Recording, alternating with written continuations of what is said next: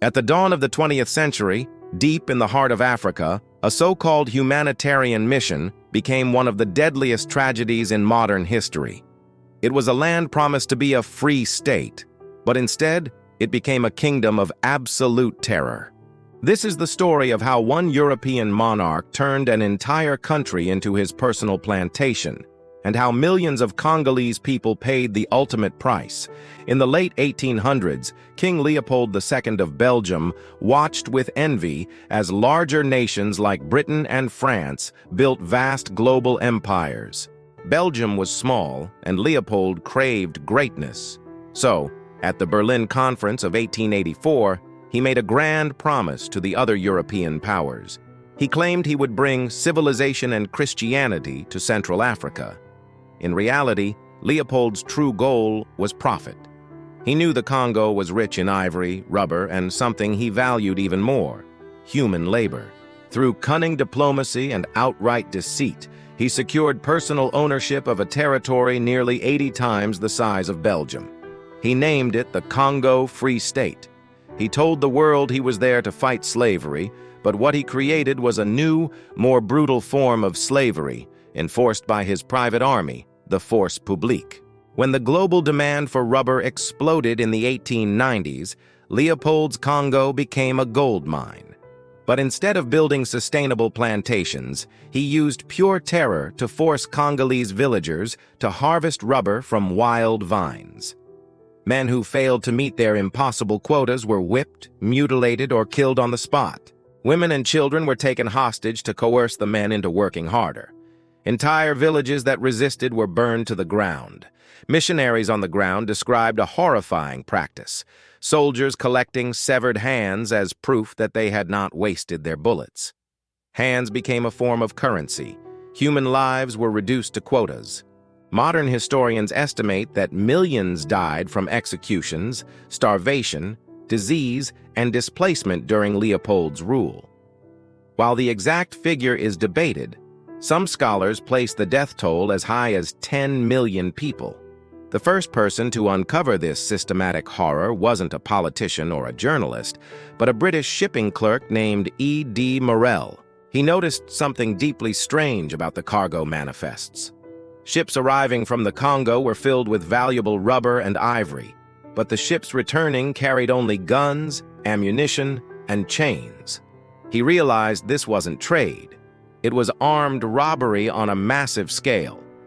Around the same time, a British consul named Roger Casement traveled through the Congo and witnessed the atrocities firsthand.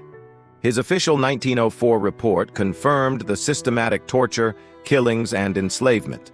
He wrote, "Men, women, and children are shot down indiscriminately.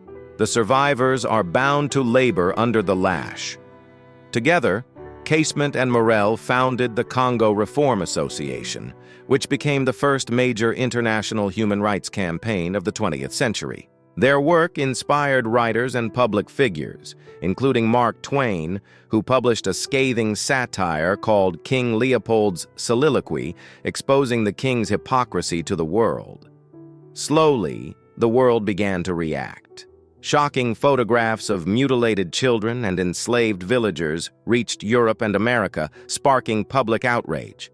For the first time, human rights became a global conversation. International newspapers ran headlines about the Congo horror. Missionaries risked their lives, smuggling out evidence of the atrocities. Under immense international pressure, the Belgian parliament was forced to send its own commission to investigate in 1905. Their findings confirmed the worst. Finally, in 1908, Leopold's personal control over the Congo was stripped away, and the territory became an official Belgian colony. But even then, the exploitation didn't end. It simply changed hands. By the time Leopold died in 1909, the Congo was shattered. Villages had vanished from the map. The population had been decimated. The infrastructure that had been built was only for exporting resources, leaving behind no schools, no hospitals, and no foundations for a healthy society.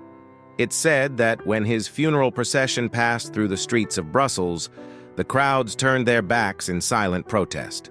Leopold's dream of imperial glory had become one of the darkest stains on colonial history. Some historians today refer to the Congo atrocity as genocidal in effect. Others avoid the legal term, arguing the primary motive was economic, not ethnic extermination. But all agree, the sheer scale of the suffering rivals the worst crimes of the modern era. The story of Leopold's Congo laid bare the moral hypocrisy at the heart of imperialism. It showed how the language of philanthropy could be used as a weapon, and how the silence of the powerful can allow oppression to flourish. This dark legacy continued for decades. When Congo finally gained its independence in 1960, it inherited a broken system, with no educated class, no local leadership, and no framework for justice. Today, historians and activists see the fight against Leopold's regime as a precursor to modern human rights movements, powerful proof that telling the truth can shake empires to their core. The Congo atrocity is not just a forgotten piece of history.